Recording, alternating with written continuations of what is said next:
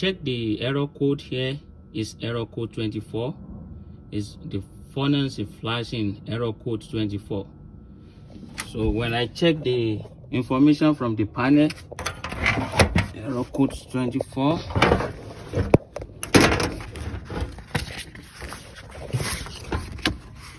Error code 24 says secondary voltage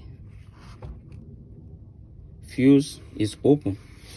So I check for the wiring from the thermostat. The thermostat is intact.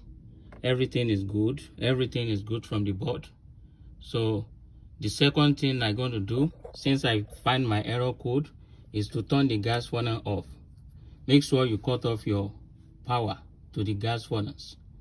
So then you're going to need one of these Fluke multimeter or any brand of multimeter and put it on the ohms resistance. You can check for the continuity first, make sure it's blink. Then after you cut your power off, you take your fuse out. That is a 3 amp fuse. 3 amp fuse. And check the continuity from your fuse. So when I check from here with my multimeter in ohms, you should hear beep, but this one doesn't beep. So I get a new one, new fuse, the same amps, 3 amps.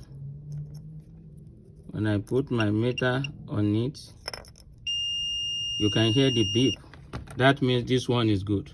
So I'm going to replace this 3 amps fuse with the old one.